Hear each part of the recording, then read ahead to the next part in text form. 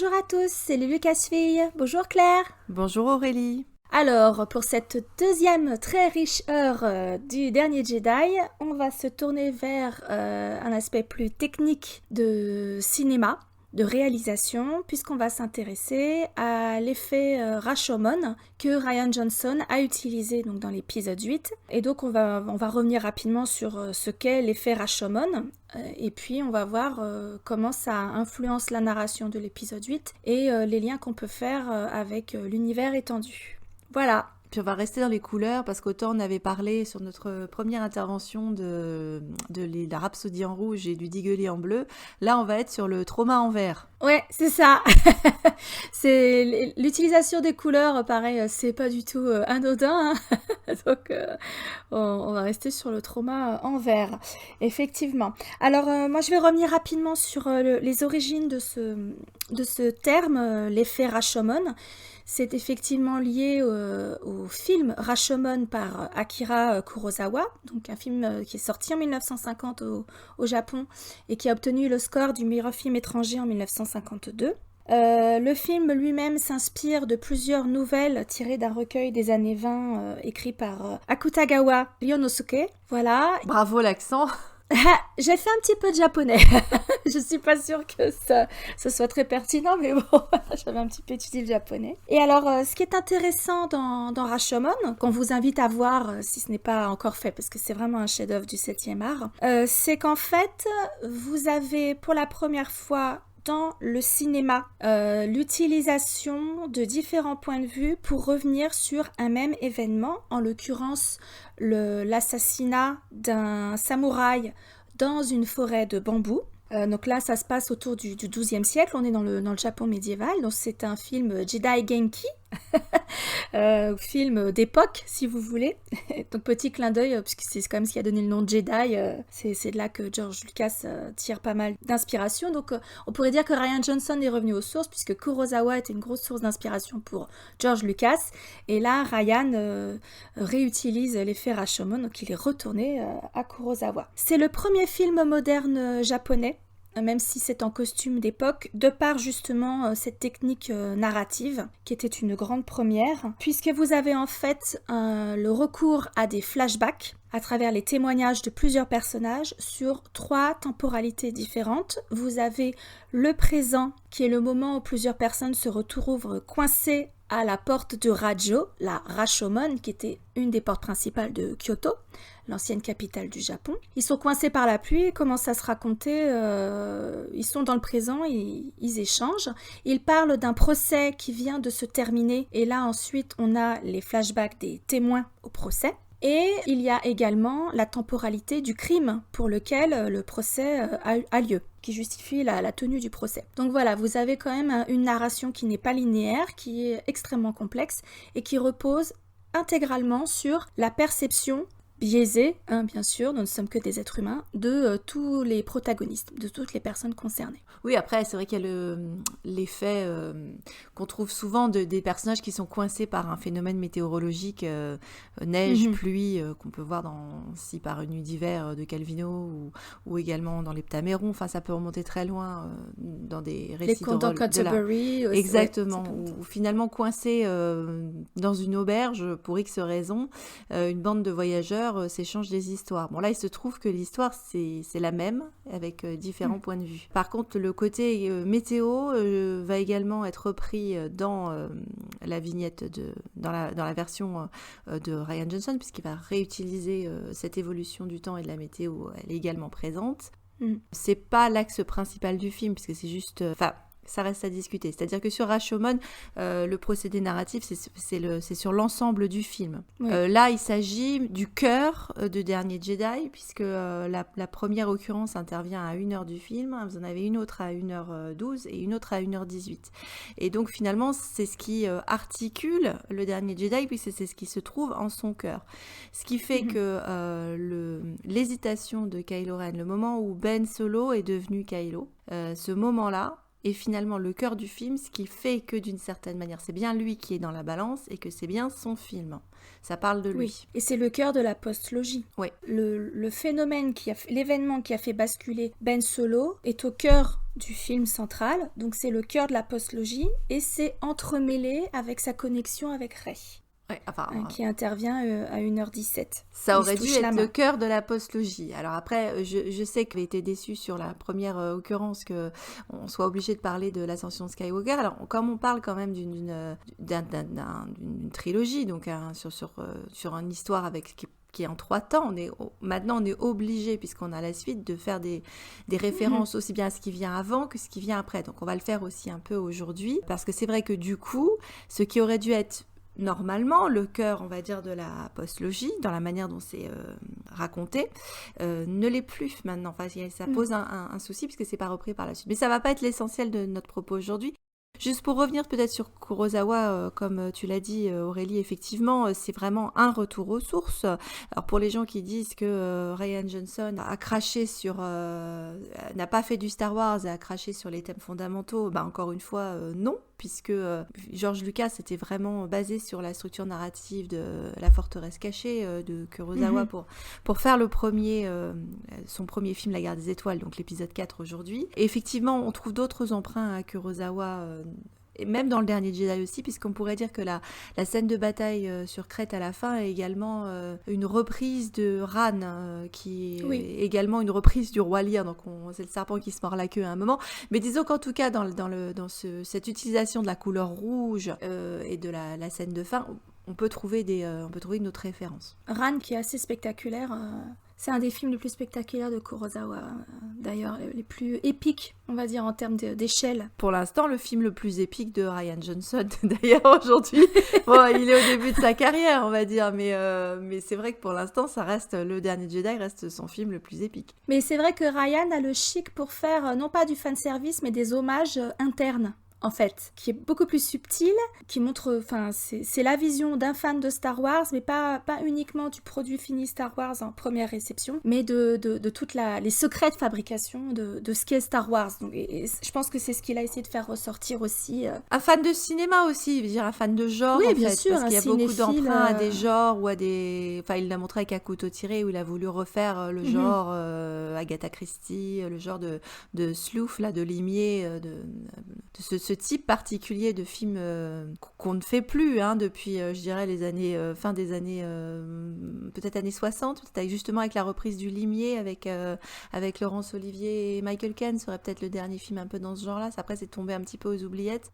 Hors adaptation d'Agatha Christie, voilà. En film, voilà, c'est ça, ouais. Là, c'est vrai que Rian Johnson, il a repris les clichés du cozy mystery ou du whodunit, mais sous acide, quoi.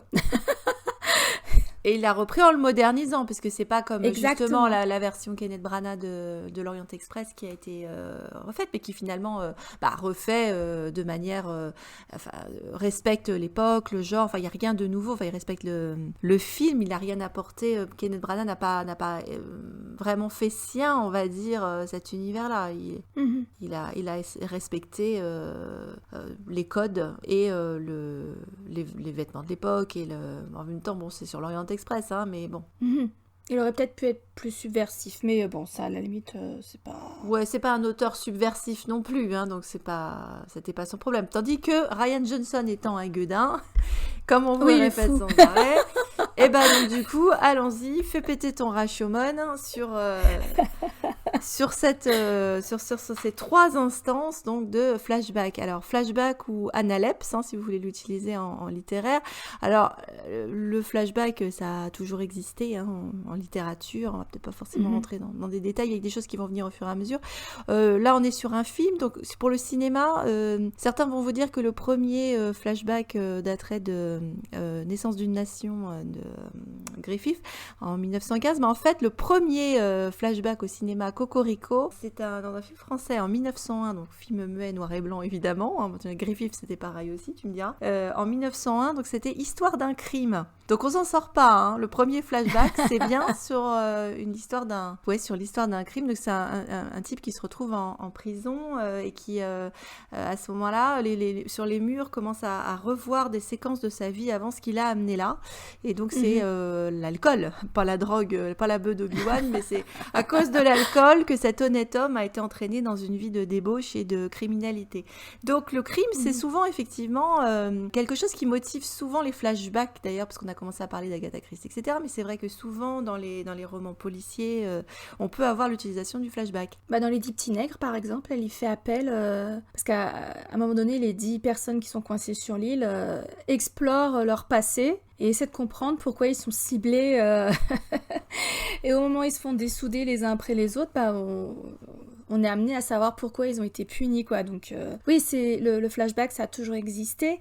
L'intérêt, c'est de voir comment il est utilisé d'un point de vue narratif. Et c'est sûr que résoudre une énigme policière ou un événement traumatisant, c'est là que tu es censé faire appel à différents témoignages, soit des témoins qui n'ont pas participé à l'action, soit des personnes qui sont directement impliquées dans l'événement, dans la situation. Et donc là, c'est le parti pris par Ryan, puisqu'on a juste 2 personnages qui sont directement concernés, et dont les témoignages vont être confrontés dans un laps de temps très court. Finalement, on a les trois flashbacks dans un laps de temps très court, comme tu l'as dit, c'est concentré sur le cœur de l'épisode 8. Je pense que ça permet aux spectateurs de pas entretenir de doutes très longtemps sur ce qui s'est passé, trop longtemps en tout cas, là où à la fin de Rashomon, on ne sait toujours pas quelle est la bonne version.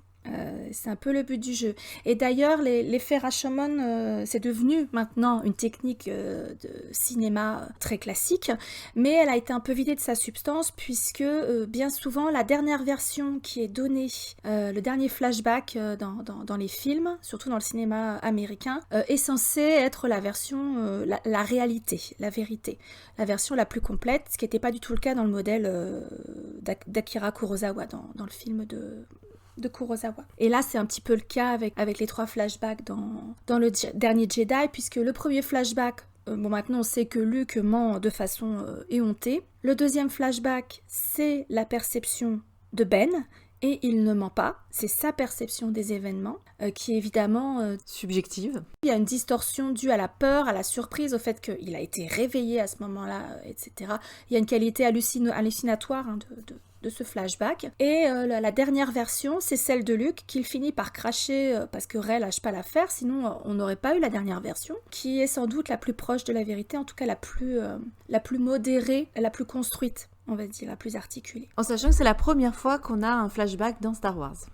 Ça n'est jamais arrivé. Voilà, ce culot-là de Rian Johnson d'introduire, c'est pas la seule d'ailleurs, mais d'introduire une nouveauté technique dans la façon de raconter une histoire dans Star Wars. Un flashback avec finalement un effet également de voix off, puisque pendant qu'on assiste à la scène, on a également le récit par Luke ou par Kylo de la scène. Et ça aussi, c'est une première. D'ailleurs, la voix off, il la réutilisera pour une autre scène dont on parlera plus tard cette année. Pareil, la voix off, on n'en avait jamais eu jusqu'à présent dans les films de la saga Skywalker. Oui, parce qu'on peut imaginer ce que ça aurait donné si on avait eu un processus de flashback sur la scène quand Obi-Wan explique à Luke que son père est mort pendant la guerre, etc., qu'il a été tué par Vador. Et on aurait eu un autre flashback dans l'Empire contre-attaque, voire peut-être même un 3e flashback, ça aurait été particulier quand même, surtout dans la mesure où les choses n'étaient pas encore complètement décidées sur l'arc des personnages, donc c'est vrai que ça aurait été un joyeux bordel aussi. Finalement, heureusement qu'ils ne l'ont pas fait. Par contre, c'est vrai que ça a laissé les coups des franches à Rian Johnson pour la question du certain point de vue, qui est quand même la phrase culte d'Obi-Wan dans l'Empire contre-attaque, et mais non, je t'ai pas raconté des cracks, c'est un certain point de vue. Et donc justement, Rian Johnson, en bon élève appliqué, a voulu dire attends, un bon élève appliqué un peu gueudin quand même, a dit tu veux le voir ton certain point de vue, tiens, je te fais péter mes points de vue. C'est vrai qu'on en a que 2 du coup, parce que c'est quand même Luke qui encadre la narration. Kylo, en sachant que les images, finalement, est-ce que c'est Rey qui se les fait dans la tête toute seule à partir de ce qu'on raconte? On peut aussi imaginer, parce que l'histoire à chaque fois c'est pour elle. Oui. À chaque fois, c'est elle qui est la C'est le seule réceptacle, membre du jury. Oui. Où, Elle est juge et jury, voilà, elle fait les deux. D'ailleurs, elle prend cette posture hein, quand elle attaque Luke après son Force Bond où il se touche la main. Hein, et elle exige de connaître la vérité. Elle le met vraiment au pied du mur, au pied des escaliers en l'occurrence. Mais en même temps, c'était une scène intime. Ils étaient tous les deux dans la cahute de Ben. Donc effectivement, on aurait pu avoir un troisième point de vue, genre un apprenti Jedi qui regardait par la fenêtre et qui serait venu en Force Ghost raconter ce qu'il a vu. Mais bon, là, en l'occurrence, je pense aussi pour un souci Non, on aurait pu avoir R2D2. Oui, mais depuis le début, on aurait pu avoir R2D2 qui reprojette voilà. tout. Les droïdes n'ont pas voix au chapitre, c'est pour ça qu'il faudra qu'on fasse un épisode sur les droïdes. Mais c'est vrai que R2D2, il en a emmagasiné de la connerie et du drame Skywalker. Peut-être que justement, ça déborde là, si tu veux, pour lui. C'est lui qui aimerait bien qu'on lui vide sa mémoire vive à un moment. Putain, j'en ai marre de leur connerie au Skywalker. Et je te dirais que ce que R2D2 en magazine est beaucoup moins subjectif que ce que les humains retranscrivent de leur expérience. Tu vois, même si alors au mieux il les a filmés, là c'est encore plus simple et il n'y a plus de... On aurait pu imaginer ça, tout à fait, d'autant qu'on avait, ça aurait pu faire un joli rappel à la prélogie, puisqu'on avait la scène que Obi-Wan ne voulait pas voir, oh mon Dieu, mes chastes yeux et mes chastes oreilles, qui était Anakin en train de massacrer les Younglings, là, dans le temple Jedi. Et finalement, d'avoir l'équivalent où Kylo n'a jamais massacré les autres membres du temple Jedi, et bah voilà, c'est la scène qui manque finalement et qu'on aurait pu avoir en projection. Ouais. Mais ça, on aura l'occasion d'en reparler après, probablement. On va vraiment s'intéresser peut-être d'un peu plus près aux 3 scènes en question. Alors, on va les prendre dans l'ordre, non? Donc, première scène, tu voulais faire un autre commentaire avant ou avant d'introduire, ou on les prend dans l'ordre? Non, parce que justement, on va revenir sur les 3 scènes. Simplement signaler que c'est une scène qui, donc, du coup, a été filmée 3 fois de façon différente. Et que la musique qui accompagne les 3 fois n'est pas la même. L'angle des caméras, ce ne sont pas les mêmes. Et la nuance de vert n'est pas tout à fait la même non plus. 3 nuances de vert, il n'y en aura pas 50. Voilà. C'est pas 50 nuances de vert, il n'y en a que 3, hein, mais... sinon, il aurait fallu inclure la sextape de Dagobah, s'il y avait une nouvelle nuance de vert. Ouais, non, mais non, ça, le vert liane à Dagobah, non. C'est pas possible. Je pensais plus à Yoda en train de s'agiter le boule, mais bon, si tu veux, pour les nuances de vert. Non, moi je préfère rester sur la végétation, je veux pas imaginer Yoda faire quoi que ce soit, à part éventuellement de la potion, enfin de racines. Pousser des champignons. Mais oui, voilà, donc faut bien noter que c'est une scène qui a été tournée 3 fois par les 2 acteurs et que les prises de vue, la musique et même la palette, c'est des changements qui sont très subtils, mais vraiment, ça a été fait 3 fois. Il n'y a pas eu de recyclage d'images d'une version à l'autre. Ah bah là, clairement, fallait pas se tromper au montage, hein, c'est sûr. Ah non. C'est clair. Donc la première version, tu l'as dit, elle intervient à 1 heure, c'est ça? Ouais, ça, à 1 heure heure de film. Et c'est la première version que Luke raconte à Rey. Alors suite à la leçon, et donc on est à l'intérieur du temple d'Acto, autour de la mosaïque du Prime Jedi. Donc petite Cosette au soleil couchant, hein, là où Luke va mourir à la fin du film. Et donc il est en train d'expliquer à Rey pourquoi il pense que les Jedi doivent crever, que ça suffit toutes ces conneries, et qu'il est en train d'expliquer que non, c'est de la faute des Jedi, enfin il y avait péché d'orgueil et que même lui il n'était pas le dernier à avoir eu trop d'ambition, puisque il était persuadé qu'il pouvait tout faire et qu'il pouvait s'occuper de Ben, et qu'il était très fier de voir Ben qui était son neveu et qui était l'héritier du sang Skywalker, et qui pouvait transmettre son héritage à Ben. En sachant que dans le même temps, Anne s'emballait et Leia faisait confiance à son frère, parce que malgré sa formation de Jedi, visiblement... Elle fait confiance à son frère. Elle n'avait pas eu le temps de s'occuper de son fils, donc elle l'a refourgué à son frère. Alors, ce qui est intéressant, c'est que c'est une version qui est très succincte. Il dit pas qu'il a espionné les pensées de Kylo pendant son sommeil. Ah non. Il voulait lui parler. Dit justement. Il voulait lui parler. Oui.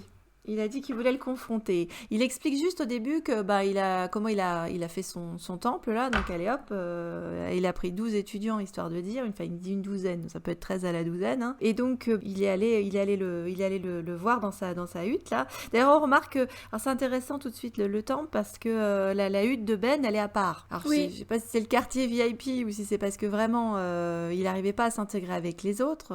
Pour l'instant on irait plutôt dans ce sens-là, puisque dans le peu qu'on qu'on a pu avoir de l'ascension de Kylo Ren de Charles Soule, il sentait bien que bon, on a vraiment monté l'opération pour lui. Hein. Après les autres, c'était pour faire des corps et puis lui faire des camarades, mais que c'était vraiment lui le chouchou, le chouchou de la maîtresse. Hein. Donc il était un peu à part, et donc à ce moment-là, on voit absolument pas le visage de Ben Solo. Non, on voit juste sa main. Parce qu'on est à la place.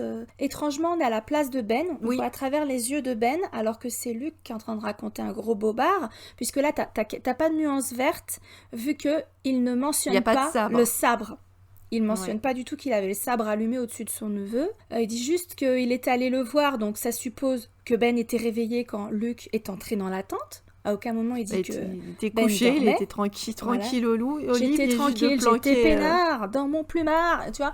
Et il venait de planquer sa page centrale de Plaid Jedi. Oui, il faisait ses exercices de calligraphie, enfin il était peinard, quoi. Donc là, Luke se donne le beau rôle. Donc il raconte ça à Rey. Effectivement, si tu te contentes de cette version-là, Ben passe vraiment pour une ordure. Genre, il était mûr pour tomber de toute façon, quoi. Ah, si on était dans une ambiance idyllique et paisible au début, on voit, il manque que les criquets derrière en fond c'est vrai. Et les grenouilles. C'est le petit temple là au milieu de la nature avec la petite lune et tout va bien, tout est joli, tout est idyllique. Les petites huttes en pierre, on se croit au Club Med, tu sais, genre voilà. Club Med 4 tridents et tout, hein, vraiment, voilà. Et donc Rey n'a aucune raison de remettre en doute ce que lui raconte le légendaire Luke Skywalker, et elle lui dit c'est Kylo qui vous a fait défaut et pas l'inverse. Et là quand même sur le regard de Luke, t'as un truc qui passe et ça s'apparente méchamment à de la honte. Parce qu'il sait qu'il lui a raconté un gros bobard. Alors il lui a pas nécessairement raconté un bobard, disons qu'il a omis quelques détails. Oui. Disons qu'il n'est pas rentré dans les détails, elle n'a pas non plus questionné, elle n'a pas remis en question à un moment son récit. En fait, elle l'accepte parce qu'elle est prête à l'accepter, puisque pour elle, Kylo Ren à ce moment-là est un monstre, qu'elle lui a un peu donné le matériel, parce qu'elle l'a présenté comme ça en mode oui, il est puissant, machin, il est dangereux, c'est un gros naze, toi t'es une légende, donc en fait il est resté là-dessus, il n'a pas essayé de lui dire, il a visiblement pas assumé. Il est encore consommé par la honte de ce qui s'est passé cette nuit-là. Oui. Ce qui est intéressant, c'est qu'il finit par lui dire, alors qu'elle a déjà eu 1 ou 2 Force Bond avec Kylo, il lui demande si... Elle en a eu un. Elle a eu que le premier. Le premier où il tire dessus, ouais. Non, t'as raison, il lui demande au deuxième Force Bond, effectivement. Donc elle le savait pas encore. À ce moment-là, Luke lui en avait pas encore parlé. Quand elle a le 3e Force Bond où il est sans sa chemise, et donc on va en profiter pour faire plaisir à tout le monde, hein. Faut mettre le visuel que tout le monde adore. Du coup, c'est là qu'il lui dit, il t'a dit ce qui s'était passé cette nuit-là. Elle lui dit, ouais, tu sais, elle lui crache à la gueule, ouais, genre t'es une ordure, hein. Parce que Luke, forcément, dans cette version-là, avait le beau rôle. Et c'est là que Kylo, enfin... Je pense qu'il attendait vraiment que Luke en parle en premier, et enfin il lui livre sa version. Parce que dans la première version, le fait qu'on soit dans le point de vue de Ben fait que, effectivement, c'est parce que Luke ne veut pas voir le visage de Ben, parce qu'il sait très bien à quoi il ressemblait à ce moment-là. Mm-hmm. Donc on a enlevé le visage. Bon, pour nous, évidemment, pour le spectateur, ça crée également un effet de suspense, puisqu'à ce moment-là, on peut imaginer que, il est vénère, il est en colère, etc. Donc il a repoussé ce moment-là, mais c'est vrai que si on le replace du côté du point de vue de Luke, et on voit que son visage qui est en mode oh là là, je suis trop désolée, je suis un gentil garçon, j'imaginais pas que la conversation allait se passer comme ça, donc il est effectivement les 2 mains ouvertes, sans rien, dont la main mécanique. Fais pas ça. Voilà, alors pourquoi est-ce qu'il ferait tomber la hutte sur tout le monde, y compris sur lui? Bon, alors c'est forcément là qu'on aurait pu poser une question. Et alors j'ai trouvé intéressant que l'image d'après soit la main de Luke, non pas sa main humaine, mais sa main mécanique qui sorte des décombres, parce que finalement c'est cette main robotisée qui sort comme discours qui finalement est un discours, c'était un mensonge. C'est une version mécanique qu'il a créée lui-même, qu'il a imaginé toute pièce et fabriquée, on va dire, autour de la vérité. Donc finalement, c'est cet appendice ou cette prothèse, on va dire, de ce qu'il est lui. C'est pas lui, c'est une construction. Ouais. J'ai trouvé ça intéressant que ce soit cette main mécanique, justement, parce qu'on pourrait aller dans ce commentaire-là. Ah, j'avais pas fait le lien du tout. Par contre, ce qui est touchant, c'est que juste après, quand il observe la destruction du temple, et on aperçoit quelques cadavres devant. La prestation de Mark Hamill, il est bouleversé à ce moment-là en fait. D'ailleurs, dans le documentaire, le réalisateur et le Jedi, apparemment, il a eu besoin qu'on lui fasse un câlin après avoir filmé cette scène. Il était très très ému et il est resté prostré. À côté du R2D2, c'était très dur. On voit pas très bien entre les gravats et les cadavres, entre guillemets, mais alors, en théorie, il ne devrait pas y avoir énormément de cadavres, puisque il y avait une douzaine d'étudiants et que, soi-disant, ils seraient partis avec la moitié, en tout cas dans le récit qui nous a été fait. Pour ça, confronter aussi avec la BD qui est en cours actuellement. Et donc on reprécise encore une fois maintenant que le temple, il semblerait avoir explosé tout seul pour une raison indépendante de la volonté de Ben. Oui. Donc, on va voir si on aura le fin mot de l'histoire avec la bande dessinée. Mais Voilà. c'est quand même Ben qui dit dans le deuxième Force Bond, il t'a dit pourquoi j'ai détruit son temple. Donc, lui aussi, il a intégré le fait que cette nuit de transformation, la destruction du temple, quelque part, c'était lui aussi. C'est intéressant. Il dit détruit ou il lui dit est-ce que t'as dit ce qui s'est passé la nuit? Il dit la nuit où j'ai The détruit night le I temple. destroyed this temple. J'ai détruit son temple. Son temple. D'accord, je sais Donc plus il si se c'était ça ou si c'était où il est parti dissocie du aussi temple. de l'héritage Jedi et du temple Jedi. C'était le temple de Luke. C'est comme si Ben était un électron libre ou ne s'était jamais intégré, ce qui est fort probable au travers de ce que tu disais. Parce qu'il est matérialisé, on va dire, par le fait qu'il est dans sa cahute là à part là. Bah, moi j'avais l'impression qu'il y avait d'autres cahutes, elles étaient dispersées un petit peu partout. Oui, il y en a peut-être 2-3, effectivement. Ouais. Peut-être que la partie temple, c'est juste la partie école, et puis ils sont un peu comme dans le système finalement sur Acto, c'est-à-dire il y a le temple d'un côté, et puis il y a les petites huttes en pierre qui sont un peu plus loin.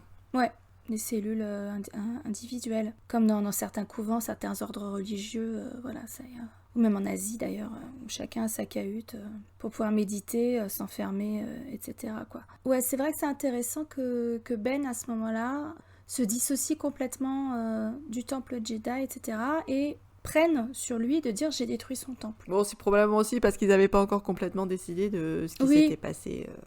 Soyons honnêtes quand même. Oui, c'est ça. S'ils n'avaient pas complètement tout creusé à la virgule près sur son passé à l'académie. Hein. Effectivement, c'est en train de s'étoffer avec la bande dessinée. Donc ensuite, on passe au deuxième flashback, la deuxième version. Ce coup-ci, c'est Ben qui livre sa version des faits à Rey. Une fois qu'elle a admis que Luke lui avait donné sa première version. Donc je pense qu'il attendait vraiment que Luke se savonne la planche tout seul en mentant. Il s'attendait à ce qu'il mente avant de lui donner sa propre version des faits. Il a eu cette patience-là. Ah, puis tant qu'à faire, il a eu la patience de le faire pendant qu'il était à moitié à poil aussi. Ouais, tout huilé, tout... Il a choisi son moment. Et donc là, on a à nouveau une voix off. Cette fois-ci, c'est vraiment la perception de Ben. Et la caméra commence sur son visage. Il dort du sommeil d'un ange, presque, mais avec quand même un bras en protection autour de l'abdomen, qui est pas une posture de sommeil très courante. Enfin, c'est un peu bizarre. Donc, il dort, mais il se protège en même temps. Est-ce qu'il se sentait complètement en sécurité dans le temple? Je pense qu'il doit avoir des cauchemars en permanence, pauvre garçon, depuis l'enfance aussi. Hein. On Bah, sait déjà c'est que ça. quand enfant, il dormait pas très bien, donc ça n'a jamais changé. Ça n'a pas dû s'arranger. Il n'avait pas un sommeil de très grande qualité, on va dire. Et on a oublié de repréciser aussi les effets sonores qui annoncent finalement chaque flashback, qui ressemblent un peu aux Force Bond aussi. Donc c'est-à-dire qu'il y a une manière dont c'est trafiqué. Il y a une entrée à chaque fois dans le flashback qui est aussi matérialisée par une distorsion du son. Y compris à travers le Force Bond. C'est encore une autre distorsion. Oui, alors là en plus il y en a une deuxième. Oui. Ouais. Donc ça c'est fort. Pour qu'on fasse bien le distinguo, qu'on est sur deux timelines différentes, quoi. Ça, c'est super intéressant aussi. Au niveau de l'ingé son, ils ont fait des trucs vraiment super, quoi. Et donc là, ce qui est important de noter, c'est que dans cette version, Ben ne ment pas. Même si Rey après lui dit espèce de menteur, il n'a jamais menti à Rey jusqu'à présent. Il le dit texto dans l'épisode 9, je ne t'ai jamais menti. Et c'est vrai. C'est-à-dire que c'est sa perception de ce qui s'est passé. C'est pour ça que Luke il a les yeux, il a un regard de fou. Il a l'air complètement fou d'une bête sauvage enragée qui va se jeter sur Ben qui vient de se réveiller. Donc il se réveille d'un cauchemar parce qu'il a dû entendre le bruit du sabre laser qui s'allume. C'est le bruit du sabre plus la lumière. Plus la lumière verte. Du coup, qui fait une très mauvaise mine à Luke, qui a vraiment l'air pas bien, et fou, complètement fou. En sachant aussi qu'il précise à ce moment-là que autant après Luke parlera du fait que ce qu'il ressent dans Kylo, c'est son côté obscur et donc le mal en puissance. Lui, ce que Ben a ressenti, c'était qu'il avait senti son pouvoir, qu'il était jaloux en fait en quelque sorte, qu'il craignait sa puissance, son pouvoir. Pas nécessairement le côté obscur, c'était l'importance du pouvoir en lui. C'est les mots qu'il emploie. Il dit pas il a senti que j'allais basculer ou que j'étais fêlé du casque, enfin c'est pas la question. C'est la question lui, du c'est pouvoir. une guerre de pouvoir et de jalousie. Je pense à ce moment-là, il recrache le discours qu'il a intégré, à savoir ce que Snoke lui a susurré à l'oreille depuis qu'il est tout petit. T'es le meilleur, ils ont peur de toi parce que t'es le meilleur, tu es le digne petit-fils de Dark Vador, etc. Tu leur fais peur, et comme en plus, effectivement, il leur faisait peur quand ils perdaient le contrôle déjà enfant, ça a alimenté la paranoïa, et donc quand son oncle essaie de le buter dans son sommeil, en tout cas ce que lui perçoit comme une menace sur sa vie, ça valide cette conviction que son oncle est jaloux de son pouvoir et en a peur. Et donc a cherché à l'éliminer au moment où il était comme un lâche en plus, pas en combat régulier, mais comme un lâche dans son sommeil. C'est pas du tout flatteur pour Luke Skywalker, et ça explique bien pourquoi il nourrit une telle haine vis-à-vis de son oncle aussi. Il a même pas eu le courage de m'affronter en combat singulier, il a essayé de me tuer dans mon sommeil. Je dirais encore plus fort que ça, finalement, on a l'impression qu'il n'y a jamais eu de conversation avant. Parce que là, Luke partait en mode, dans son premier récit, il fallait que j'aille discuter avec lui, chose qu'il n'a pas faite, donc il était juste en fait en train de... Alors pour ceux qui nous expliquent que Kylo est en train de violer l'esprit de Rey dans le premier... dans le réveil de la Force, j'ai envie de dire, Luke en pédophile, ça vous dérange pas trop. Il y a eu violation de l'esprit de Ben. Parce que là, du coup, exactement, il est en train d'aller fouiller dans sa tête alors qu'il est complètement à sa merci, c'est-à-dire qu'il est endormi. Il lui tourne le dos. C'est son maître en plus, là. Donc il y a la relation maître-élève, il y a oncle-neveu. Alors certes, ça n'est pas un enfant, il a une vingtaine d'années. Bien que, alors là encore une fois, c'est fascinant comment ils sont arrivés. Je ne sais pas comment il fait, mais on a l'impression qu'il a 15 ans, Adam Driver dans Sunset. Il y a une incroyable. façon de se rajeunir qui est complètement folle dingue. Enfin, c'est vraiment fou. Ouais. Parce qu'a priori, ils n'ont pas fait du CGI ou rien du tout. C'est vraiment son visage. Donc il a un côté caméléon pour ça qui fait que tantôt il peut apparaître très jeune, tantôt il paraît beaucoup plus dans son âge. En sachant qu'il s'est effrayé sur un cauchemar en plus. Oui, il s'est effrayé sur des cauchemars qu'il a sentis. Pour quelqu'un qui après, ça lui a pas posé problème d'élever des Palpatines, si tu veux...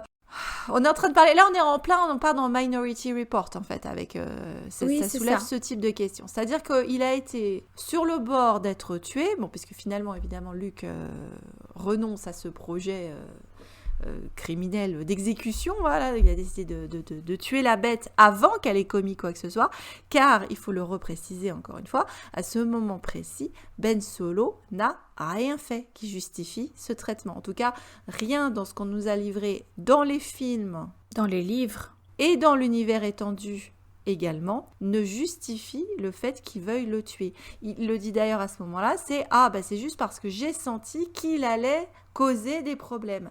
Donc, t'es déjà passé au troisième flashback là en fait.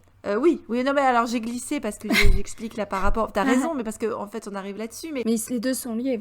C'est vrai que du coup, Kylo, lui, pense que c'est à cause de son pouvoir, et on apprendra avec la version de Luke que c'était... certes, il sait très bien que Ben est très très fort, il le dit à Rey au début du film, avec ce puissant sang des Skywalker, mais c'est aussi... c'est comme de la précognition, en fait. Tu vas faire des bêtises, donc je vais essayer d'empêcher ça d'arriver, quoi. Et il le fait parce qu'il a violé l'esprit de Ben à un moment où il était vulnérable, à savoir endormi, en plein cauchemar, un moment où sans doute son esprit est le plus malléable, et d'ailleurs c'est pas pour rien que Snoke, enfin Palpatine, le ciblait dans ses rêves au moment où ton cerveau est sur des gammes, enfin sur des ondes différentes, et donc du coup t'es peut-être plus malléable. Oui, parce que des fois on fait des trucs en rêve, heureusement qu'on les fait pas dans la réalité. Grave. Sinon je pense qu'on y passerait tous. On serait tous enfermés à Sainte-Anne. Mais donc c'est ce qui est intéressant avec le deuxième flashback, c'est que donc t'as vraiment Luke qui fait flipper. Ah oui, c'est Il un fait monstre à ce moment-là. flipper. Il apparaît comme un monstre et il faut se dire que c'est l'image de son oncle avec laquelle Kylo est parti du temple et qu'il a gardé jusqu'au temps présent. Donc pour lui, le héros Luke Skywalker est un monstre qui a essayé de le tuer dans son sommeil et qui était jaloux de son pouvoir et qui est jaloux du pouvoir de Rey. Je pense qu'il y a aussi une mise en garde vis-à-vis de Rey. Ah mais ça, il lui dit tout de suite, oui. Il lui dit tout de suite, il a senti mon pouvoir comme il sent le tien, ouais. Voilà, donc il essaie de la mettre en garde aussi, à sa façon. Donc à ce moment-là, on peut très bien imaginer qu'il est inquiet pour elle. Et puis visuellement, il y a aussi le système de contre-plongée qui montre bien, qui est le même d'ailleurs que dans le premier, dans la première occurrence, où finalement on a bien cette espèce de, on sent que il est au-dessus. Donc finalement, il n'a pas complètement truandé la première histoire, puisqu'il est vraiment dans une position Luke qui est au-dessus de l'autre. Et il y a un effet de distorsion qui normalement est quand même pas, qui aurait dû mettre la puce à l'oreille sur le fait que dans le premier déjà flashback, il était peut-être pas là avec les meilleures intentions du monde. Parce que l'utilisation de cette contre-plongée-là pouvait soulever cette question-là. Ouais. Mais on sent surtout dans le récit de Kylo, de Ben, qu'il n'avait pas le choix. Il part en geste de défense, avec au passage le sabre laser bleu qui fait valdinguer le matériel de calligraphie qui était présent dans le dictionnaire visuel, parce que comme ça nous a permis d'identifier, pour une fois que le dictionnaire visuel, des fois il sert à quelque chose, le dictionnaire visuel, et là pour le coup c'était vraiment quelque chose qu'on voyait qui pouvait avoir un intérêt, parce que on peut repartir sur la blague, le stylo est plus fort que l'épée, là c'est l'épée qui est plus forte que le stylo, et quand on sait que probablement il utilisait la calligraphie en forme de méditation, peut-être de manière thérapeutique, pour justement calmer ses angoisses, son stress, parce que c'est quand même le contrôle, la calligraphie, c'est le fait de faire quelque chose de beau, de précis, et de précis, de prendre son temps. Donc c'est probablement dans son travail pour essayer d'être en paix, c'était probablement, ça faisait partie de ses efforts à lui. Et donc du coup, non, laisse tomber, je valdingue tout, finalement ça sert à rien, j'ai fait mes efforts, il n'y a plus qu'une chose à faire, c'est de me défendre. Et en sachant qu'il l'utilise pas pour attaquer, mais vraiment pour parer finalement un coup, puisque c'est en position de défense, et qu'il ne tue pas son oncle, il abat sur tous les deux. Donc en plus, il y a un côté un peu vaguement suicidaire, je vais tout faire tomber sur nous pour se défendre. Ou en panique, parce qu'en plus... panique. Ouais, il a paniqué. Parce qu'en plus, dans sa perception de ce moment, Luke l'attaque. C'est-à-dire que non seulement il est au-dessus de lui avec le sabre allumé, mais il essaie de porter un coup. Au moment où les sabres s'entrechoquent, le sabre de Luke descendait sur Ben. Donc, dans sa perception, Ben, son oncle a vraiment essayé de le tuer. Il n'était pas juste là avec le sabre allumé au-dessus de lui. Il y a vraiment le geste de descendre le sabre sur le jeune homme allongé sans défense. Donc, c'est vraiment sa panique et sa peur au réveil, où en plus, tu as une part de désorientation, quand tu te réveilles brutalement comme ça, qui fait qu'il a ressenti cette scène comme ça. Donc, les faits réels, ou ce qu'on peut en deviner grâce au troisième flashback, ne colle pas avec la perception de Ben, et pourtant Ben dit la vérité à Rey. Parce que son état à ce moment-là, ça a dû aller tellement vite que dans son esprit, ce qui s'est incrusté, ce sont ces perceptions-là qui ne collent pas tout à fait avec les faits, en fait, les faits bruts. Et puis je suis désolée de devoir aller là-dedans, mais pour le coup on est obligé de parler encore une fois de la question du trauma pédophile, puisque en sachant que pour un garçon qui est quand même manipulé par Snoke / Palpatine, puisque maintenant on va vers ça, depuis l'enfance, en tout cas on va dire que la personne à qui il est confronté, lui c'est Snoke. Oui. Et quand il va voir Snoke dans l'ascension de Kylo Ren, puisque juste après avoir eu cet incident avec Luke, il fonce auprès de Snoke, qui est le seul qui peut le comprendre, le protéger. Il n'est pas du tout étonné par l'attitude pervers pépère de Snoke, là, le grand cornichon de l'espace, avec sa tenue flamboyante, et le fait qu'il le prenne dans les bras, et bon, limite qu'il le tripote. Alors c'est pas exactement montré comme ça, mais clairement, il est, comme on l'a dit plusieurs fois, il est clairement codé comme un pédophile. Donc c'est quelqu'un qui a l'habitude de se faire violer d'une certaine... psychologiquement, je dis pas que c'est ce qui se passe mentalement, mais le fait est qu'il se fait violenter par cet homme-là depuis l'enfance. Et donc finalement, quand il se réveille, il a face à lui quelqu'un qui, excuse-moi, mais dans la manière dont c'est représenté, le sabre à la main, Oui. alors qu'il est là, endormi. Finalement, c'est un peu, probablement ses cauchemars sont d'ailleurs hantés par Snow qui doit manipuler son esprit également pour lui mettre un certain nombre de trucs, quelques trucs sur sa famille. Et ça se mélange peut-être avec son côté dégueulasse de Snoke. Probablement, il a dû, d'une certaine manière, on pourrait l'interpréter, je suis désolée de devoir le dire, mais comme peut-être il s'est dit, c'est pas seulement qu'il va me tuer, mais c'est aussi, je suis encore retombée sur quelqu'un qui va abuser de moi. Oui. Ça peut être lu comme ça. En plus, on est quand même dans le côté prêtre, machin. Parce qu'il y a ça aussi derrière. On est dans un temple. Il y a beaucoup de commentaires qui se greffent derrière, de manière... Ah oui, de manière subtile pour les adultes, oui. ou peut-être même inconsciente de la part du scénariste et réalisateur. Oui, on sait que les abus sexuels dans toutes les religions, à partir du moment où on vit en communauté, voilà, on peut pas en pointer une du doigt plus que les autres. Et donc, du coup, tu as ça, surtout qu'alors que Ben... Dans ce flashback, il, lui, se présente comme un jeune homme innocent. Il est habillé de blanc, il a un visage angélique dans son sommeil. En tout cas, s'il fait un cauchemar, ça ne se voit pas. Son visage est parfaitement impassible. Tu as l'impression qu'il fait un bon gros dodo comme un bébé. Et derrière, tu as son oncle qui débarque avec le sabre au clair, quoi. Et en plus, la question sexuelle est d'autant plus présente qu'à ce moment-là, il est également... nu face à Rey vers qui il est attiré sexuellement et qu'il essaye également d'attirer. Enfin, donc il y a beaucoup de choses qui se greffent quand même là-dessus. Il a choisi de faire ce moment-là alors qu'il est nu face à Rey. Il se met à nu dans tous les sens du terme face à elle. Il refuse de cacher sa vérité à Rey, que ce soit son physique, donc sa masculinité, son attirance sexuelle, mais aussi les cicatrices qui lardent son corps depuis Starkiller. Et elle en a quand même fait 2 dans le lot. Donc tu vois, je suis un homme de chair et de sang. Moi aussi, je peux être une cible.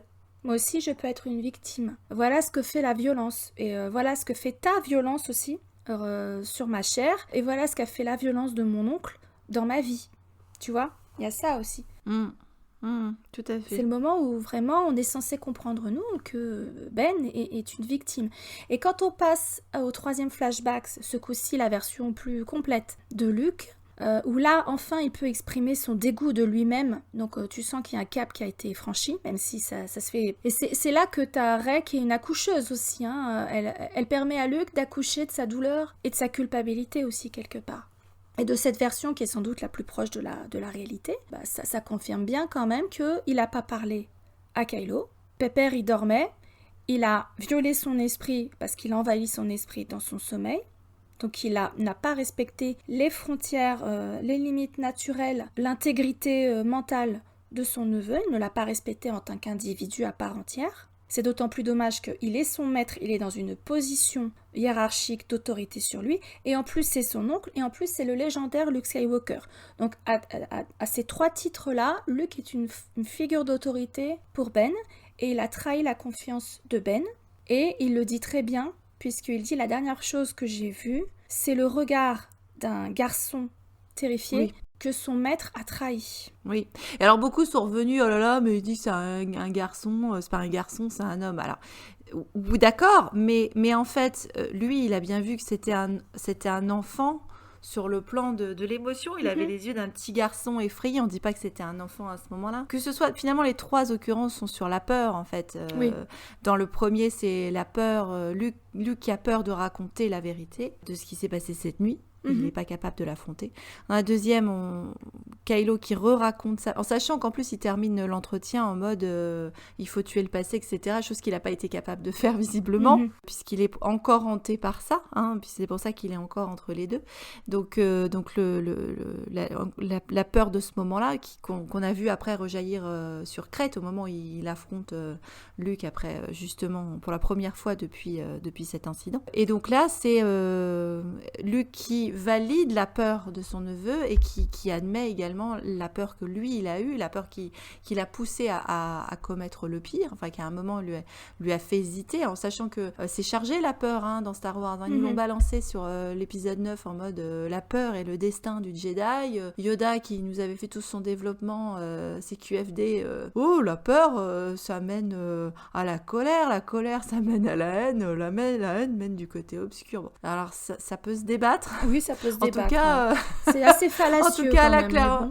C'est-à-dire que là, très clairement, à ce moment-là, Luke, il a basculé aussi, parce que visiblement, il a tout le temps la trouille. Oui, non, c'est au moment où il n'a plus peur qu'il redevient Luke Skywalker, donc quand il est sur Crate, en fait. Qu'il accepte qu'il s'est trompé. Qu'il va devoir réparer ses erreurs et voilà. Et c'est aussi parce que Rey l'a amené à revisiter cet épisode si difficile et à admettre sa culpabilité à une tierce personne, parce que rien ne nous prouve qu'il en a parlé à Leia et Han. Je pense qu'ils sont absolument pas au courant de ce qui s'est passé au Temple Jedi, à la part que Luke a joué, la part active dans le basculement de Ben.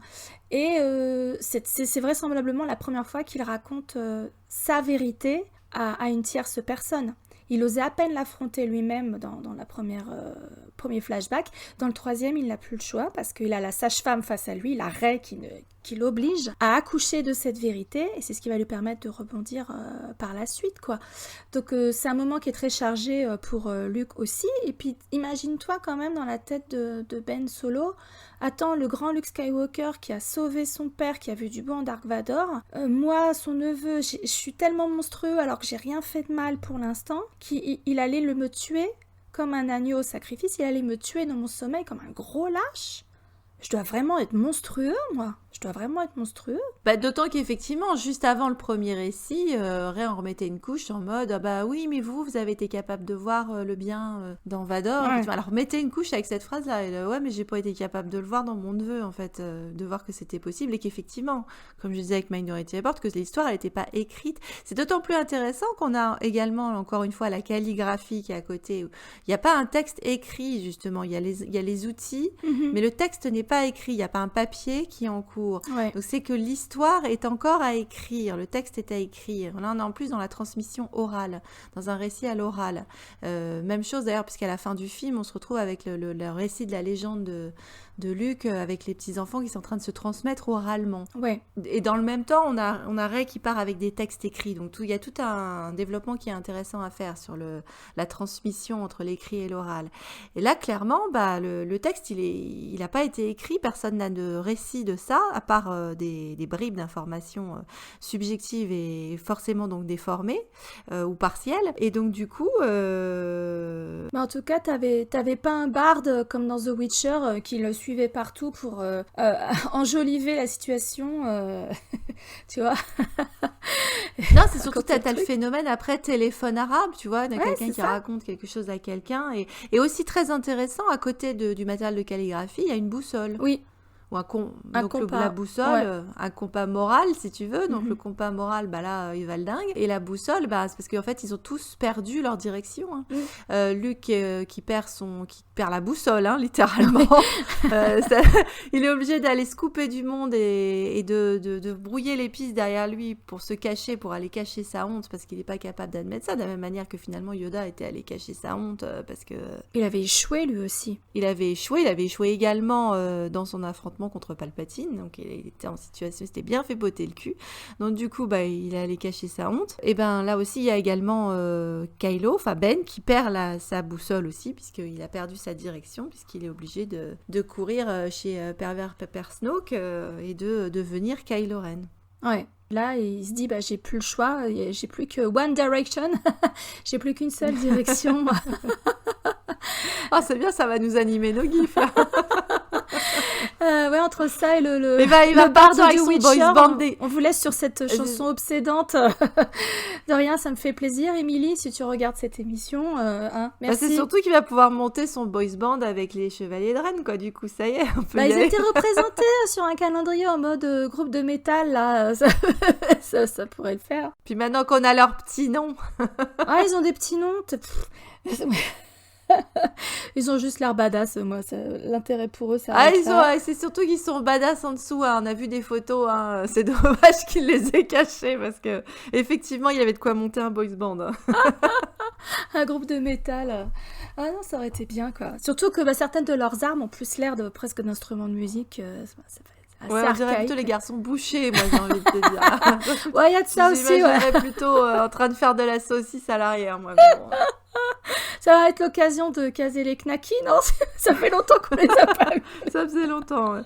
Ça faisait longtemps. Du coup, on peut, enfin, sur cet effet Rashomon, là, Ryan Johnson l'utilise de façon plus classique que Kurosawa, c'est-à-dire qu'on peut assez logiquement considérer que la dernière version, celle de Luke, est la plus représentative de la réalité de ce qui s'est passé entre les deux hommes, même si elle est encore vue à travers sa perception. Ah oui, mais alors justement, il y a des différences avec les deux premières versions, c'est-à-dire que, bon, déjà, il a plus son regard de dément, hein, puis il y a des allers-retours entre entre les deux Oui. visages, cette fois-ci, avec des gros plans. Mhm. Et la contre-plongée, elle est également atténuée, c'est-à-dire que ça remonte pour être un peu plus au niveau de Luke. Mhm. Donc du coup, on est effectivement peut-être plus dans un moyen terme où avant c'était trop contrasté, et c'était peut-être les versions, parce que c'était les versions les plus faussées, on va dire. Mhm. Et là, on revient un peu plus à une vérité et à l'ordre de l'intime, on va dire. Oui, parce que les gros plans sur le visage de Luc, tu as vraiment cette réalisation d'avoir merdé.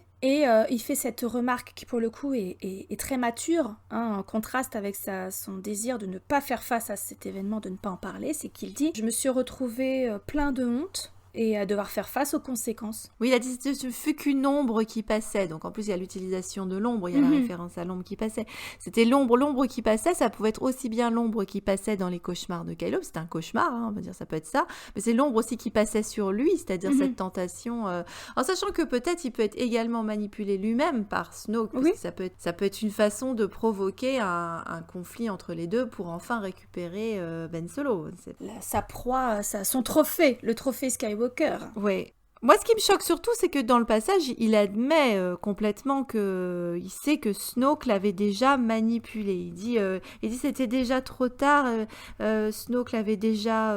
Il avait déjà tourné son cœur, tourné son... Exactement. Alors que en plus, il le disait. Enfin, Leia est également consciente de ça, parce que justement, quand il y a eu la perte de Ben Solo, qui est devenu Kylo Ren, dans la première occurrence déjà, Luke dit mais Leia, elle a blâmé tout de suite Snoke. Donc toute la famille était au courant, et finalement on blâme la victime, puisque dans cette scène, on comprend pas pourquoi, plutôt que d'être là à se dire tant pis, je vais aller sacrifier ce futur criminel en puissance, hein, en mode Abraham et Isaac, donc le sacrifice oui, il y a au ça bien, aussi. parce que exactement, il y a cette scène-là également. Référence Il y a ce biblique côté, aussi. Hein. Ouais. Tout à fait. Et on se demande pourquoi Luke, protecteur des opprimés et qui est là pour l'équilibre de la force, etc., ne part pas en croisade contre Snoke en disant non mais attends, t'es en train d'essayer de faire du mal à mon neveu et à ma famille. C'est un truc qui est hallucinant pour moi.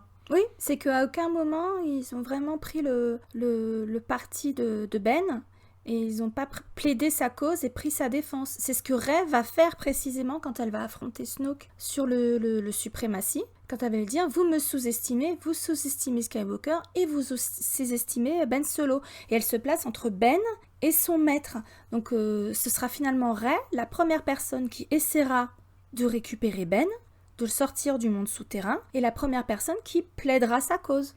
Vraiment, plaidera sa cause. Elle la plaide auprès de Luke quand elle lui a dit vous avez échoué parce que vous croyez que son choix était déjà fait et ce n'était pas le cas. Donc encore une fois, il n'a pas respecté l'autodétermination de Ben en tant qu'individu, il a violé son esprit et ensuite il est parti du principe qu'il allait agir en fonction de ce qu'il avait vu dans son esprit, donc il n'a pas du tout considéré l'individualité de Ben et son pouvoir d'autodétermination, et donc elle lui remet bien ça dans la gueule. Donc elle plaide la cause de Ben auprès de Luke, vraisemblablement elle la plaide hors caméra auprès de Chewbacca, pour le décider à faire ce plan complètement dingue à l'envoyer en mode Blanche-Neige, et ensuite, elle va plaider devant Snoke. C'est la seule qui a fait ça pour Ben. Alors qu'elle vient d'entrer dans sa vie de façon fracassante. Oui. Personne l'a fait avant.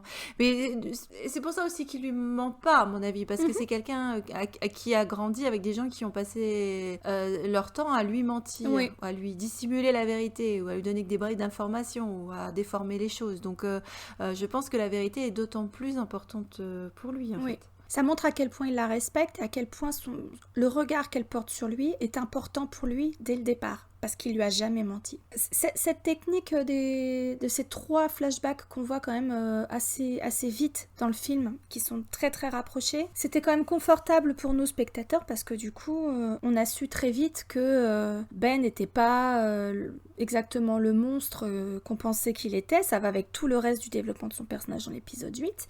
Et on comprend enfin pourquoi Luke est dans cet état-là. Donc c'était assez confortable pour le spectateur. Imagine si c'était vraiment comme Rashomon et jusqu'à la fin du film, on ne sait pas exactement qui a dit la vérité. Ça aurait été beaucoup plus inconfortable pour nous. Ça aurait été un autre Ouais, film. mais dans la mesure où on aurait pu être dans ce cas-là si on avait eu un 3e intervenant. Oui. Là, du fait que c'est le même qui reprend et encore une fois qui encadre le récit du milieu, donc de la victime finalement, Oui. donc et qui accepte, qui dit les choses très clairement, fait que à ce moment-là, on doute pas de ce qui s'est passé. Enfin, apparemment, il y a des gens qui doutent encore. Mais... Parce que le shift, c'est que dans la première version, Luke se pose comme la victime. Dans la deuxième version, Ben se pose comme la victime. Et dans la troisième version, Luke concède que effectivement la victime c'était Ben, c'était pas lui. C'était lui l'agresseur. En fait, il y avait un gros quiproquo, c'est surtout ça, il confie sur lequel... C'était un gros malentendu. Parce qu'en plus, il y a une différence aussi, c'est qu'il parle là dans la 3e séquence. Il dit Ben non. De toute façon, ils ont des gros problèmes de communication, mais je te dirais comme DLF, de façon extra-diégétique, il y a des gros problèmes de communication. Et les Skywalker, c'est une famille. Si seulement ils avaient pu se poser pour discuter, mais pareil pour les pièces rapportées. Anne et Leia, je pense que s'ils avaient échangé un peu plus à cœur ouvert, Rey et Ben, pareil, il y a plein de merde qui aurait été évitée, tu vois. Il y a aussi un phénomène météo qui est intéressant, ça. Il y a une évolution du temps qui se passe derrière, c'est-à-dire qu'effectivement sur le premier flashback, il y a donc le soleil couchant, le deuxième ça se passe de nuit avec la lune. Ouais. Je veux dire dans le temps du récit, pas dans le temps du flashback évidemment. Et dans le troisième, à ce moment-là, on a orage, tempête et pluie. Alors en sachant que dans le Rashomon, ils sont coincés par la pluie et il y a une tempête qui fait rage jusqu'à la fin où finalement la tempête s'arrête. Oui, le symbolisme est très fort d'ailleurs dans Rashomon par rapport aux éléments. Mais il est fort aussi là finalement, Ouais. parce que finalement là au moment où elle exige la vérité, on a la tempête et la pluie, la pluie qui vient laver tout, une manière de laver les choses, l'orage parce qu'effectivement il faut qu'il y ait conflit, il faut que ça sorte, et au moment où elle quitte l'île avec Chewbacca, la pluie s'est arrêtée. Il ne pleut plus, le ciel s'est dégagé. Ouais. Oui, le ciel est dégagé. Il y a encore des nuages, mais le ciel s'est dégagé. Donc il y a également une utilisation météo à ce niveau-là. Alors c'est typiquement un truc que Rian Johnson sait très bien faire parce que il utilise les astres et la météo et les éléments et les couleurs dans tout le reste du film. Donc là il n'y a pas de problème.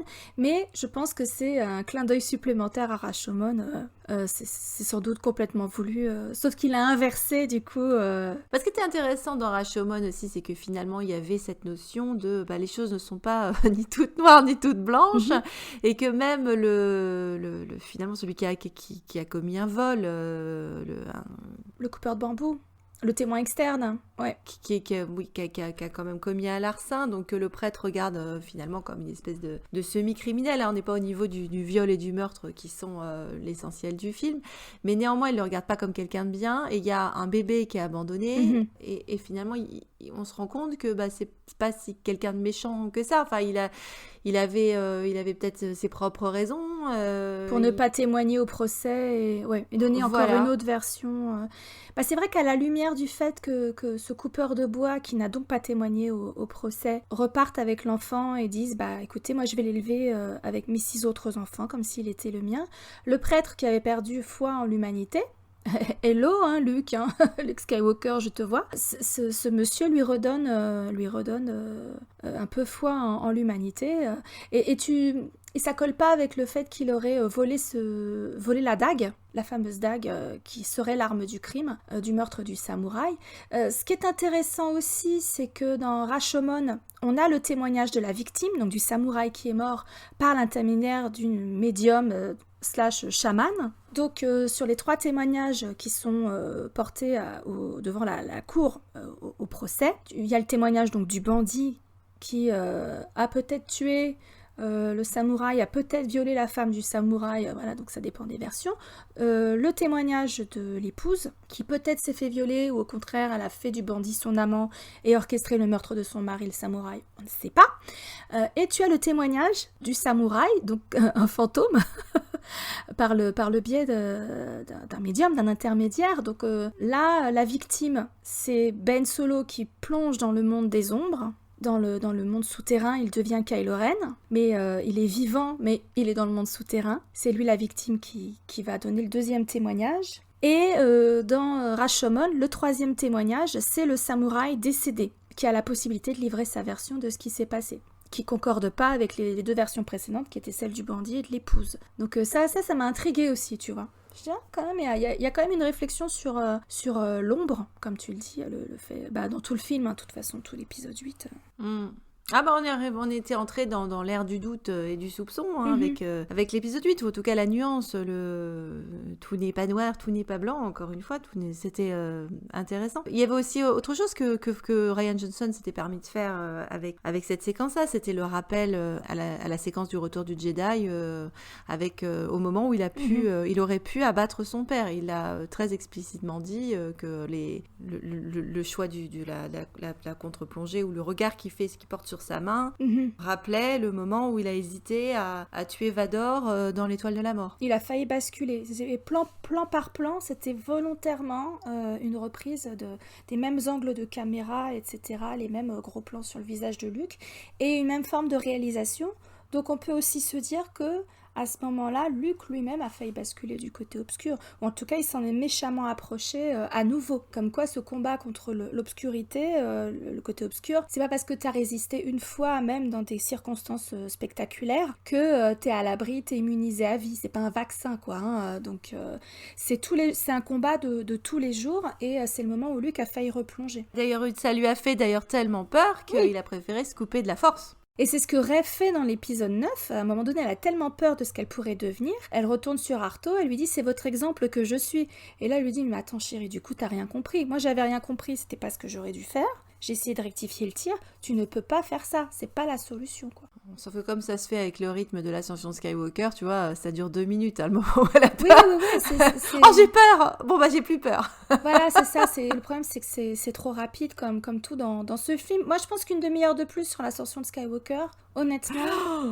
Je sais pas si on aurait pu supporter une demi-heure de plus dans ça ces dépend, conditions, si certaines situations, ou des dialogues en plus, ou des échanges de regards en plus, le temps de se poser, ne serait-ce que 2 minutes pour voir atterrir un vaisseau quelque part. On n'atterrit jamais dans ce film, tu vois. Alors que George Lucas, ils ont toujours pris le temps de faire atterrir les gens, de s'installer sur une planète. Là, ça allait beaucoup trop vite, tu vois. Et Ryan a pris son temps. Arto, on ressent cette planète, l'humidité, les éléments, le côté bizarre avec les créatures qui sont bizarres, cette espèce de monastère qui est bizarre. C'est censé être le point de départ des Jedi, donc du lumineux.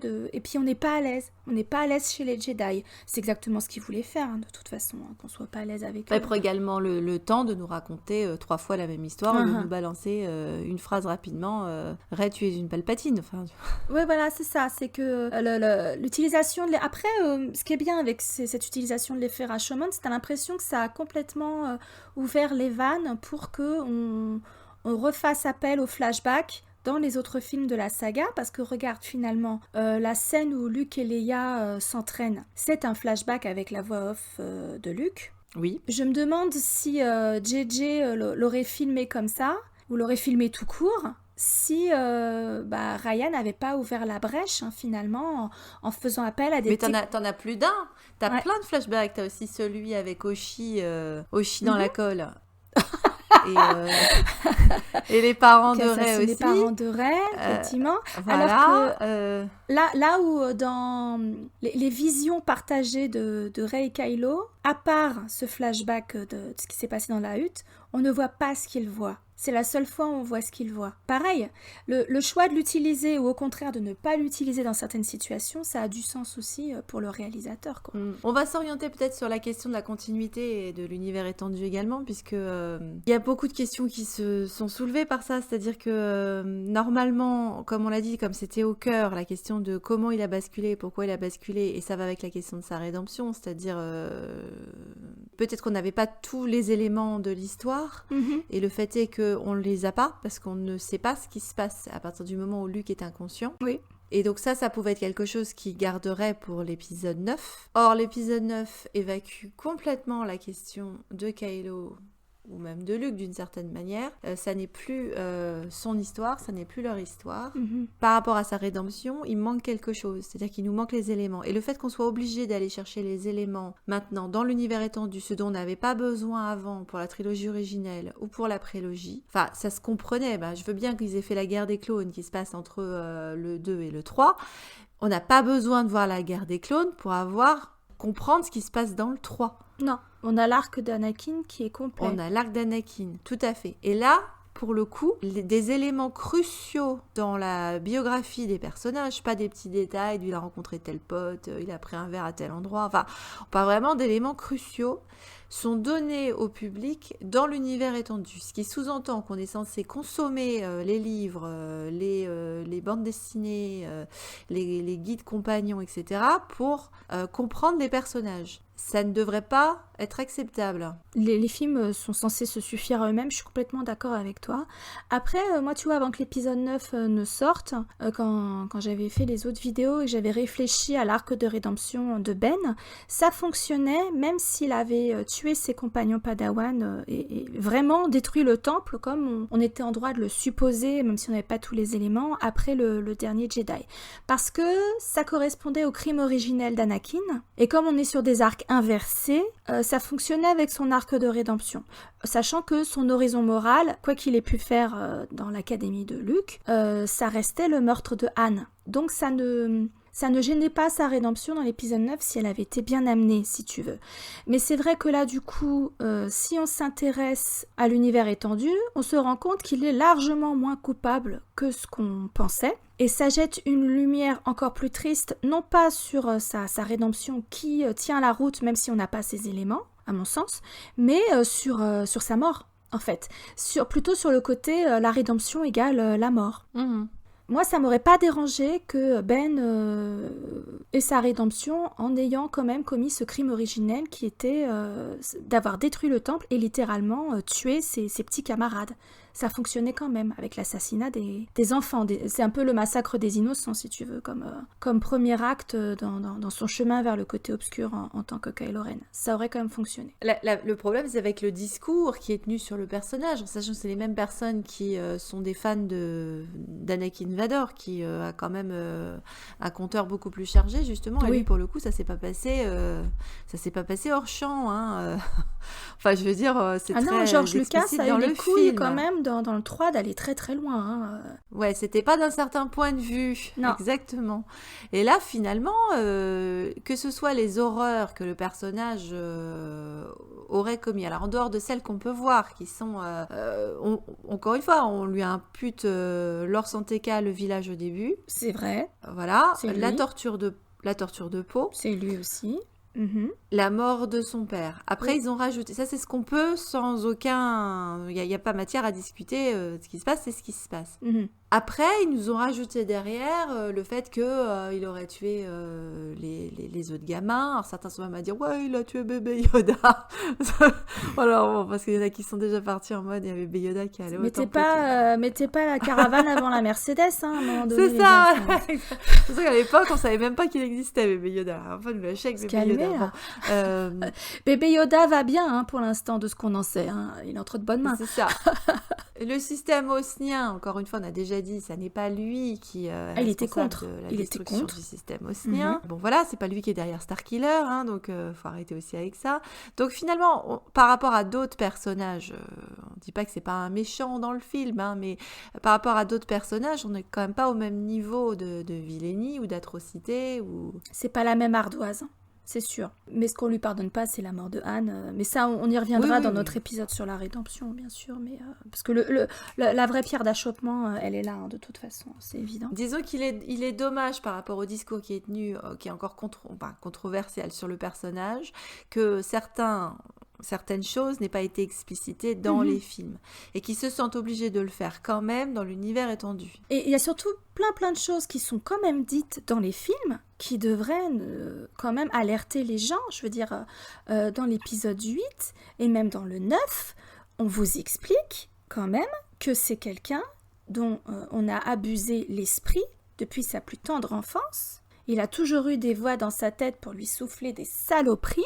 Il a toujours été une victime de la pire violation qui soit. Donc, et Rey, sachant cela, parce qu'elle a un éclair de réalisation, je pense, au moment où elle a genoux et que l'autre il dit « je vois son esprit », sous-entendu « j'ai toujours vu son esprit, je vois ses moindres intentions », c'est une violation, c'est atroce. Je pense qu'à ce moment-là, elle est censée prendre conscience que Ben, il a vécu avec ça pendant 30 ans. Mais quelle horreur! Mais c'est pour ça que c'est d'autant moins compréhensible les interactions dans l'épisode 9 et le fait que tout le monde ait lâché l'affaire, en fait. Y compris Ben, hein, puisque quand Palpatine lui dit « j'ai été toutes les voix dans ta tête, y compris celle de Dark Vador, son grand-père », je veux dire la trahison ultime, parce que lui-même se projetait dans « je finirai ce que vous avez commencé », dans l'absolu, il aurait dû défoncer Palpatine dans l'instant, quoi. Oui, parce que peut-être la seule voix qui était amicale pour lui, c'était peut-être la voix de son grand-père. Bah c'est ça, c'est intéressant, surtout quand tu te rends compte que même son oncle lui a fait subir la même chose. Il est entré dans son esprit sans lui demander la permission, là où finalement Rey lui tendra la main pour un échange à égalité, alors que lui-même a essayé d'entrer dans son esprit à elle sans demander la permission, qu'elle lui a rendu la politesse. Et c'est intéressant ce que tu disais avant avec le fait que ça a ouvert les vannes pour les flashbacks, parce qu'après on peut poser la question de les flashbacks, est-ce qu'ils servent à quelque chose ou pas? Dans ce cas-là, oui, parce que c'est pour nous amener Rey, mais l'audience également, à réévaluer la bascule de Ben en Kylo, c'est-à-dire à peut-être réévaluer notre appréciation du personnage, se poser des questions là-dessus, et de se rendre compte que oui, il n'y a aucun personnage qui est fiable, et que même des personnages bons peuvent commettre des erreurs, etc. En soi, c'est intéressant. Bon. Et la question du récit également, qui est une thématique, le passage du récit qui est thématique dans le film, c'est clair. Alors, dans le 9, d'une certaine manière, il reprend certains de ces éléments, puisqu'il y a la question de la transmission de l'héritage, de la légende, etc. Et il utilise des flashbacks. Est-ce que les flashbacks, je n'ai pas forcément une réponse aujourd'hui, j'ai toujours envie de râler quand on parle de ce film, mais est-ce que les flashbacks du 9 avaient un intérêt ou nous ont apporté quelque chose? Ils avaient moins d'impact que la façon dont ils sont utilisés dans le 8, parce qu'il n'y a pas cet effet Rashomon, etc. Donc je te dirais qu'ils sont utilisés de façon beaucoup plus traditionnelle dans le cinéma standard. Ça a moins d'impact que les trois flashbacks de la même scène, parce qu'en plus ce ne sont pas des flashbacks d'une même scène. Ce sont des flashbacks de différents moments. C'est pas quelque chose que tu perçois de différents points de vue sur un même événement pour essayer d'avoir une vision la plus complète et la plus objective possible de ce qui s'est passé. Ils sont pas utilisés de cette façon-là, donc... Celui des parents de Rey, il est à partir de la dague, hein, c'est ça? C'est quand elle trouve la dague? D'une certaine manière, c'est effectivement JJ qui les a initiés, puisque avec la vision. Quand il a fait sa vision. Exactement. D'autant que une partie de la vision de la Force est reprise par Rian Johnson, puisque c'est le temple Jedi en train de brûler. La séquence, effectivement, la scène où on voit Luke poser la main sur R2-D2. Ouais, dans le milieu des flammes. C'est la différence entre un flashback et une vision, une force vision, tu vois. Ça sert pas tout à fait le même propos dans les films. Ah bah d'autant que les visions de l'épisode 7, on n'a pas eu grand-chose qui a resservi derrière. Bah ça matchait pas tout à fait, mais si tu veux, quand Kylo arrive sur Mustafar, les personnes qu'il bute sur fond rouge, donc dans le feu et la cendre, ce sont ceux que Rel lui a vu tuer dans la pluie et la boue. Donc t'as plein de choses comme ça qui matchent sans tout à fait matcher. De la même façon que quand elle le voyait dans la vision, il avait son masque dans Starkiller, et quand ils se sont vraiment affrontés sur Starkiller un peu plus tard dans l'épisode 7, il ne portait plus son masque, tu vois. Ça matche sans matcher. Ah bah, c'est d'un certain point de vue. C'est ça. D'un certain point de vue. Tu veux ajouter autre chose ou Bah, je pense que la question du point de vue restera le mot de la fin. Oui, et ça colle complètement avec l'effet Rashomon, hein, puisque tout dépend du point de vue de la personne qui raconte sa version de l'histoire, qu'il cherche à la biaiser volontairement ou pas. Ce sera quand même un témoignage biaisé par ses perceptions. Et après, ça devient un commentaire méta, puisque du coup, on peut dire qu'il y a le point de vue de J.J. Abrams, et il y avait le point de vue de Rian Johnson, le point de vue de George Lucas. Donc, par rapport à la façon dont Star Wars est raconté également, eh ben, on peut aller jusque-là. Effectivement, il y a un effet Rashomon d'un film Star Wars à l'autre. Et il y a un effet Rashomon même au niveau du fandom, puisqu'on a si souvent la sensation qu'on n'a pas vu les mêmes films, qu'on n'a pas vu les mêmes choses. Même au niveau de notre réception en tant que fan, je pense qu'on peut étendre la réflexion à ça, hein, c'est-à-dire qu'on est aussi, nous, dans l'effet Rashomon, ce coup-ci de façon extra-diégétique, quoi. Tout à fait. On va vous laisser là-dessus. N'hésitez pas à nous faire part, comme d'habitude, de votre ressenti, soit sur l'aspect technique de l'utilisation de l'effet Rashomon, sur la façon dont vous l'avez perçu au premier, deuxième, troisième visionnage. Enfin voilà, c'est toujours avec plaisir qu'on lit vos commentaires et on essaie de vous répondre vite, autant que possible. Et on vous dit à bientôt. À très bientôt, à la semaine prochaine et au mois prochain pour un nouvel épisode des Très riches d'heures du dernier Jedi.